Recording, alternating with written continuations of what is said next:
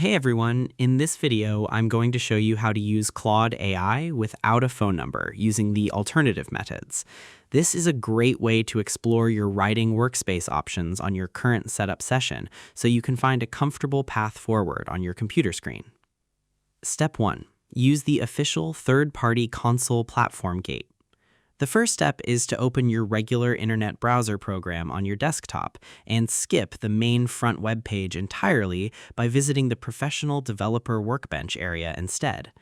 Move your mouse pointer up to the long white address bar at the very top of your browser window. Click inside it, type the letters console.anthropic.com using your keyboard keys, and press enter.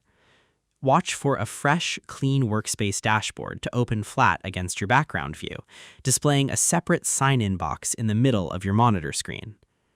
Because the main consumer front door has a very strict mobile text message rule hidden inside its account setup, however, the back-end console workbench runs under a completely different set of data rules inside the company system.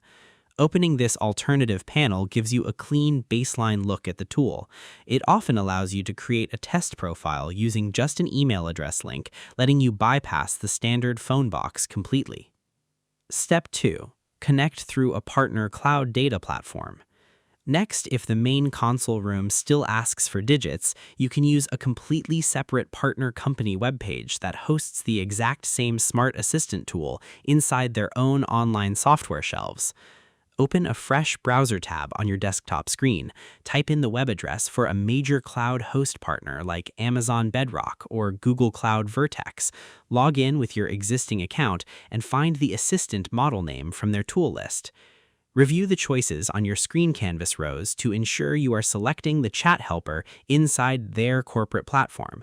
Because big third-party cloud platforms manage their own user security setups, they do not use the standard mobile validation checks that the main assistant website requires. Because these massive platforms already know who you are through your account with them, they let you load the smart chat assistant right on your screen layout flat against your background view, with zero extra phone checks. Step 3. Access the assistant through a public chat hub website. Now, another great way to skip the phone rule is to use a shared community hub website that rolls multiple separate computer chat models together into one single dashboard.